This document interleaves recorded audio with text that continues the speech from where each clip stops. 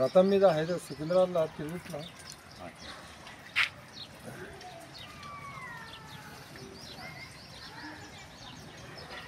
ఏం desktop cantonment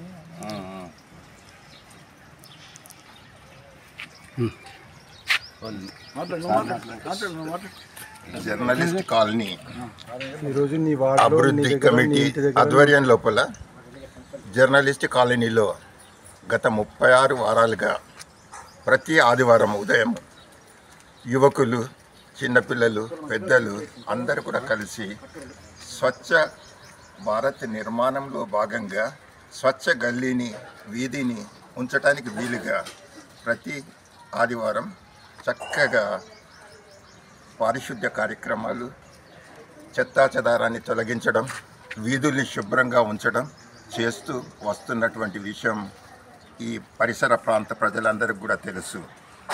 ఈ యువతను ఆదర్శంగా తీసుకొని, ఈ వీధిని ఆదర్శంగా తీసుకొని మిగతా చోట్ల కూడా కొందరు ముందుకు రావడం చాలా సంతోషదాయకం.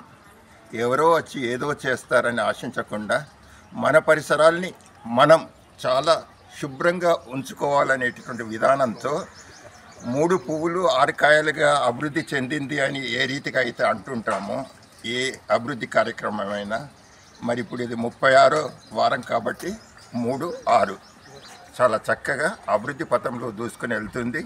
మరి ఇదే రీతిగా ఐక్యంగా కాలనీ వాసులందరూ కూడా తమ కాలనీని శుభ్రంగా ఉంచుకుంటారని ఆశిస్తూ మిగతా వాళ్ళు కూడా దీన్ని ఆదర్శంగా పాటించాలని కోరుకుంటూ జై శ్రీరామ్. స్వచ్ఛ కాలనీ, స్వచ్ఛ కాలనీ, స్వచ్ఛ కాలనీ, సమైక్య కాలనీ, స్వచ్ఛ కాలనీ, సమైక్య కాలనీ. మాట్లాడే మీ కాలనీ 9-11 రోడ్ నెంబర్లో అభివృద్ధి కమిటీ ఆధ్వర్యంలో స్వచ్ఛ కాలనీ, సమైక్య కాలనీ అనే నినాదంతో ఈరోజు అభివృద్ధి కమిటీ అధ్యక్షులు అశోక్ గారు, అలాగే ఆలయ కమిటీ అధ్యక్షులు శివరాజ్ గారి ఆధ్వర్యంలో ఈరోజు స్వచ్ఛ భారత్ కార్యక్రమాన్ని నిర్వహించడం జరిగింది.